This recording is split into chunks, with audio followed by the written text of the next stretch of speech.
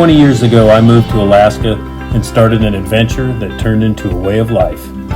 My channel is all about sharing my experiences living in the northernmost state. Nothing in Alaska is easy. Some days are successes, some days are failures, but every day is an adventure. Please follow along with all my hunting, flying, fishing, harvesting, and DIY projects. I don't think you'll be disappointed.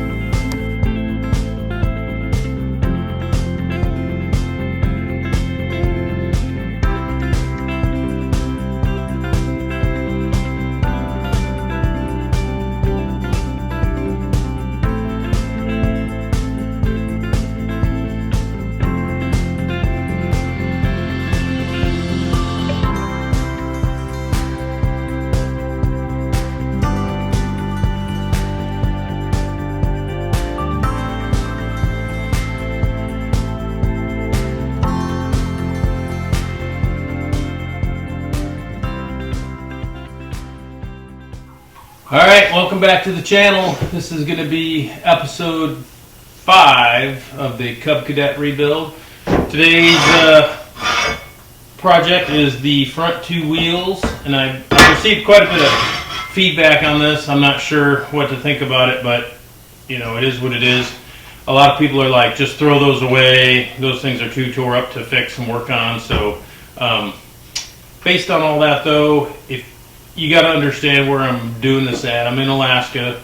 I have looked for wheels like this online. They're either 1, very expensive, 2, they won't ship them to me, or 3, I have no way of knowing if they're really any better than the ones I have. So in the spirit of doing a restoration and rather just a replacement, we're going to work on them and see what we can do. So the big deal is the rust.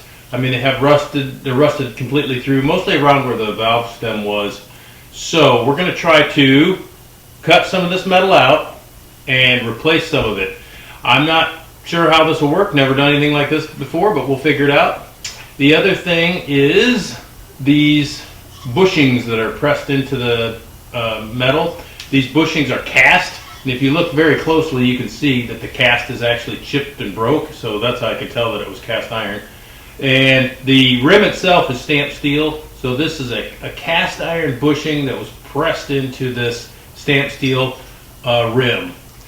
Now, I'm not 100% sure how I'm going to deal with these bushings. I have not found these exact bushings online. I thought I found replacement bearings for the front of these wheels, and they were actual bearings with bearings in them. They weren't bushings, so we're looking at a different thing here.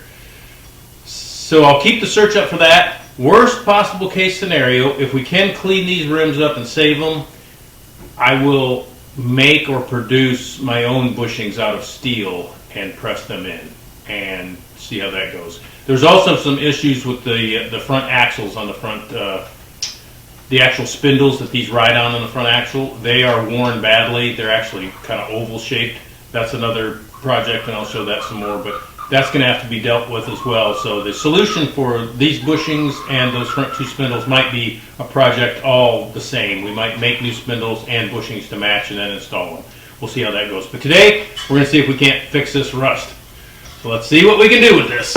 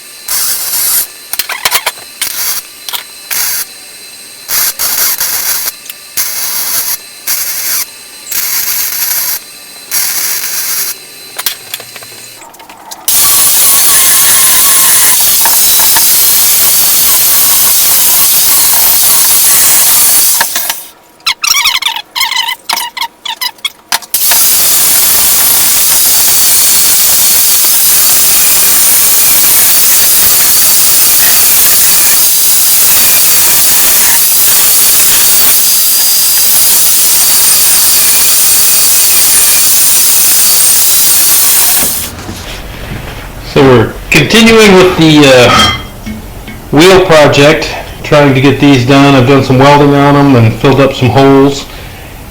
We still need to get these cast bushings out of here. And I've tried different things and beaten on them and stuff and pressing them, and it doesn't work. So I'd like to try to machine them out of there. You know, we could cut this off and maybe at least get it to where you could then put a press on it and drive it through, then push it out the other side maybe. So I couldn't figure out how I was going to hold this in the lathe, because you can't really grab this because it's all broken, so it's not going to be round. You can't grab the other side, it's not going to spin right.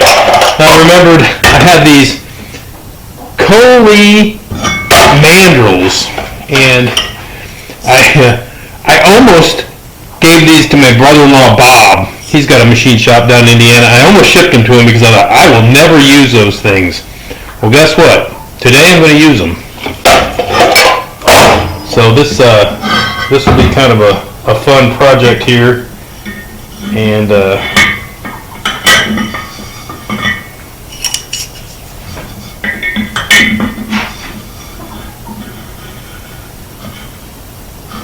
so that mandrel's tapered, so that's an adjustable, sort of like a collet, a slotted collet, so it expands until it hits just the right size, and this is a very accurate machine taper. So once you put it in there, it's locked in, and we can set this in the lathe now, and we can spin it, and we can get in here and cut that off with the machine tool and do a nice job. We can also put a little face on the outside of that rim, so that it's nice and square for when we push in the new bearings, that it'll be lined up right. So, all right, let's get this going.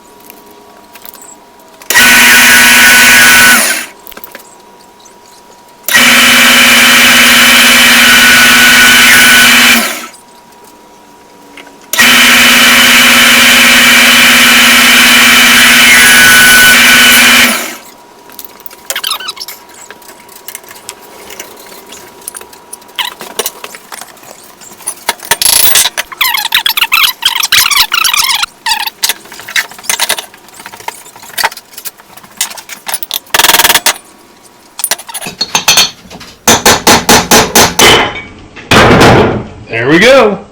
Shazam.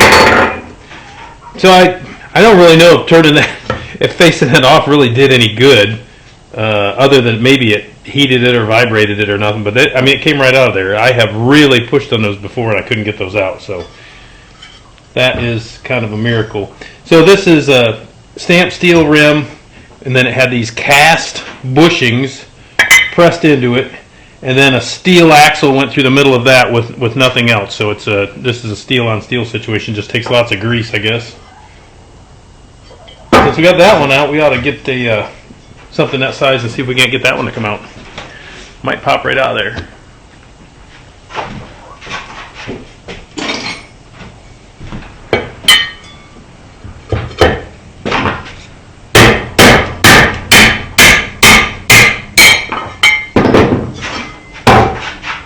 Well, there we go. There's the other one. So now we've got those cast bushings out of there. You can see they have a groove in them. They have a groove here. That would allow for the grease from your grease cert. When your grease comes out here, that groove had to have been lined up with that grease cert. That's how your grease would go in, and then it would just fill up the whole center cavity. You can see there's a bunch of old grease in there. Fill up that whole center cavity, and then it just had like a grease reservoir in the center that would just slowly seep out along the axle and keep it from wearing. So the trick is going to be one, I can't find these cast bearings anywhere. I found some online that said that they were for a Cub Cadet 70, a 1960 or 61 Cub Cadet 70, but they were actually had ball bearings in them, and there's no way that they'd have fit the axle. They were not even close.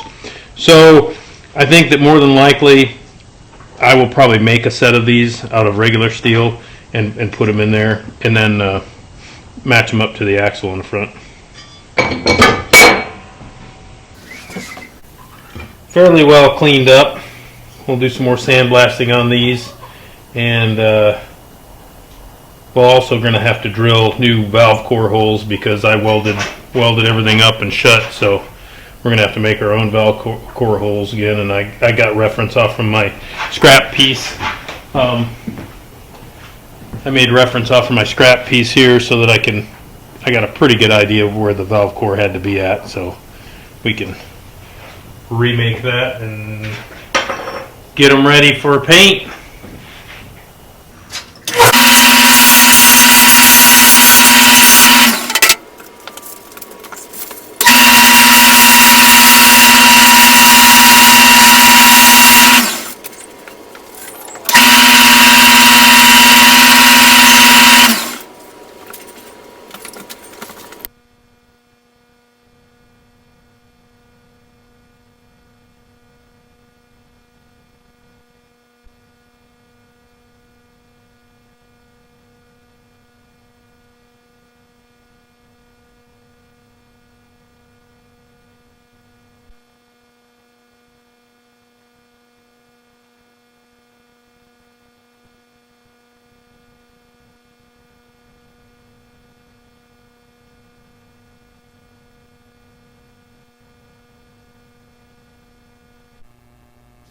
Alright, we're just about done with episode 5 of the Cub Cadet restoration. We have the wheels here that we worked on. We got the patch, all the rust patched in them, and I've got new. I had to drill just brand new valve core holes because the ones that were in it were cut away and replaced with stitched in steel. How'd it work? Well, I mean, it didn't work great. I have no doubt that they'll hold a tire, and if you put a tube in them, they'll hold air. I wouldn't trust my weld job to hold air on the rims, but I mean, I think they'll be completely fine. One of them suffered a little bit of a warp. I don't know if it had a warp to it before I started or not. Probably not. But anyway, probably the heat from welding twisted it just a little bit. It still would be completely fine. So I went ahead and hit them with some self-etching green primer just because they were all bare steel and from welding and whatnot. I'll go ahead and continue with these. I'll make the bushings that we're going to press into these, and then we're going to have to work on make those new spindles for them to ride on. As a backup plan, though, what I think is I will keep my eyes peeled for a set of these still. If I can find a set of these, decent price somewhere, I would definitely replace these. I'm not happy with this. I mean, they're serviceable now, and they'll work, but it doesn't feel like a restoration to me. It feels to me like they're not in good shape, but they will work. So who knows, maybe I'll have a trip to the lower 48 and I can find a set somewhere and grab them and bring them back with me and get some. If not, we will continue with these and we'll use them and keep going with the restoration. Hopefully get bearings going here soon. I may have a field trip for the channel coming to a bearing store in Anchorage where I've come to the decision that I'm just going to take all of the old bearings that I pulled out of the transmission and everything. I'm going to take it to the bearing shop in Anchorage and see if they can match up like some Temkin bearings or something that's an equivalent. And that's how I'm going to do the bearings. I just feel like having them in my hand and knowing that they're the right thing is the best way to go. If I start ordering stuff off Amazon, I am not going to know if I get the right thing. It'll come in the mail, it'll be wrong, it'll just be a disaster. So I'm going to bite the bullet, spend a little money, and go get the bearings from the bearing shop. After that, then maybe another field trip to the sandblasters and keep this project going. I don't want it to start to drag on. I want to keep it moving. So you're watching The Only Carpenter, and we're restoring a 1960-61 Cub Cadet 70.